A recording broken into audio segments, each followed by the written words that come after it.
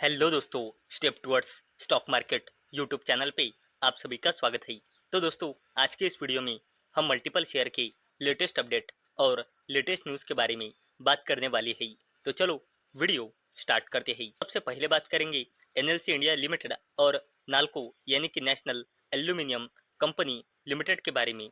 तो दोस्तों, NLC India limited और नाल्को ने एमओयू यानी कि मेमोरेंडम ऑफ अंडरस्टैंडिंग यानी कि एक तरह का एग्रीमेंट साइन किया है 1200 मेगावाट की thermal and renewable energy projects के लिए। और इसी अपडेट के चलते एनएलसी इंडिया लिमिटेड और नाल्को ये दोनों कंपनियां फोकस में आ चुकी है। बात करते हैं सरकारी कंपनी एनबीसीसी इंडिया लिमिटेड के बारे में। और इस कंपनी ने अपने फाइनेंशियल ईयर 2026 के क्वार्टर 3 का रिजल्ट डिस्क्लोज किया है।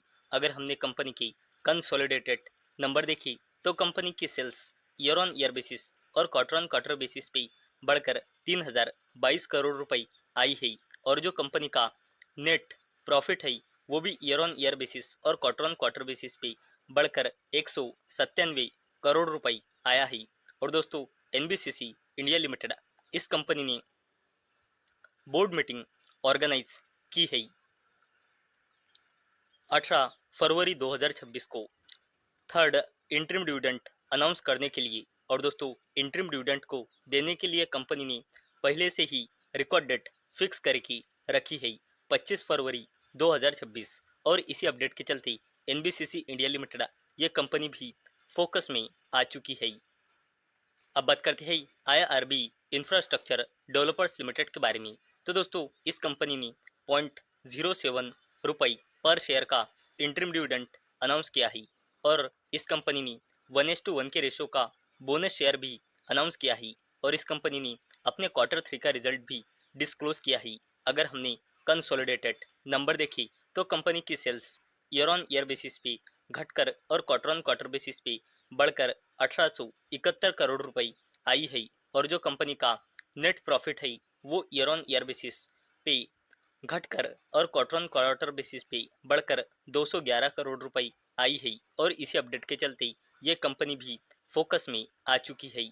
अब बात करते हैं लोधा डेवलपर्स लिमिटेड के बारे में। तो दोस्तों, लोधा डेवलपर्स लिमिटेड इस कंपनी ने पुणे में अपना बिजनेस बढ़ाने के लिए solid ridge realty private limited में मेजोरिटी स्टेक यानी कि 80% हिस्सेदारी खरीदी की है 294.07 करोड़ रुपए में। और इसी अपडेट के चलते लोधा डेवलपर्स ये कंपनी भी फोकस में आ चुकी है। अब बात करते हैं केफिन टेक्नोलॉजीज लिमिटेड के बारे में। और इस कंपनी ने भी अपने फाइनेंशियल ईयर 2026 के क्वार्टर 3 के रिजल्ट डिस्क्लोज किया है। अगर हमने कंसोलिडेटेड नंबर देखे तो कंपनी की sales year on year basis और क्वार्टर ऑन क्वार्टर बेसिस पे बढ़कर 371 करोड़ रुपए आई है। और जो इस कंपनी का नेट प्रॉफिट है वो ईयर ऑन ईयर बेसिस पे मार्जिनली बढ़कर और क्वार्टर ऑन क्वार्टर बेसिस पे मार्जिनली घटकर 92 करोड़ रुपए आया है। और इसी अपडेट के चलते केफिन टेक्नोलॉजीज लिमिटेड ये कंपनी भी फोकस में आ चुकी है। बात करते हैं टीटागढ़ रेल सिस्टम्स लिमिटेड के बारे में। और इस कंपनी ने अपनी फाइनेंशियल ईयर 2026 के क्वार्टर 3 का रिजल्ट डिस्क्लोज किया है। अगर हमने कंसोलिडेटेड नंबर देखे तो कंपनी की sales year on year basis पे घटकर और क्वार्टर ऑन क्वार्टर बेसिस पे बढ़कर 832 करोड़ रुपए आई है। और जो इस कंपनी का नेट प्रॉफिट है वो ईयर ऑन ईयर बेसिस पे घटकर और क्वार्टर ऑन क्वार्टर बेसिस पे बढ़कर 48 करोड़ रुपए आया है। और इसी अपडेट के चलते टीटागढ़ रेल सिस्टम्स लिमिटेड ये कंपनी भी फोकस में थी। बात करते हैं defence company garden rich ship builders and engineers limited के बारे में। तो दोस्तों, defence company garden rich ship builders and engineers limited ने जियोलॉजिकल सर्वे ऑफ इंडिया के लिए 2 कोस्टल रिसर्च वेसल्स की कंस्ट्रक्शन को सैटरडे को अनाउंसमेंट की थी कि इसके कंस्ट्रक्शन के लिए इस कंपनी ने शुरुआत कर दी है। और इसी अपडेट के चलते defence company garden rich ship builders and engineers limited ये कंपनी फोकस में आ चुकी है। बात करते हैं सरकारी कंपनी एनएचपीसी लिमिटेड के बारे में।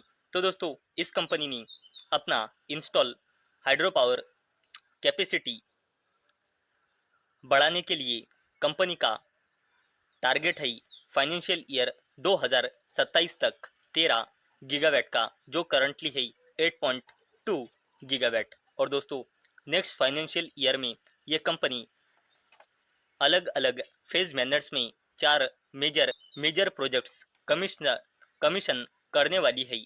और दोस्तों कंपनी की ये इंस्टॉल हाइड्रो पावर कैपेसिटी का टारगेट 59% की ग्रोथ बताता है। और दोस्तों इसी अपडेट के चलते सरकारी कंपनी एनएचपीसी लिमिटेड ये कंपनी भी फोकस में आ चुकी है। बात करते हैं डिक्सन टेक्नोलॉजीज इंडिया लिमिटेड के बारे में। तो दोस्तों डिक्सन टेक्नोलॉजीज इंडिया लिमिटेड ने long share intelligence PTE limited के साथ जॉइंट वेंचर में मिलकर एक कंपनी बनाई है, जिसका नाम आप यहाँ पे पढ़ सकते हो, डिक्सटेल इन्फोकॉम प्राइवेट लिमिटेड। और दोस्तों ये जॉइंट वेंचर कंपनी इंगेज रहेगी स्मार्ट स्मार्टफोन्स और tablet, true wireless stereo, smart watch, AI, PC, automotive, electronics,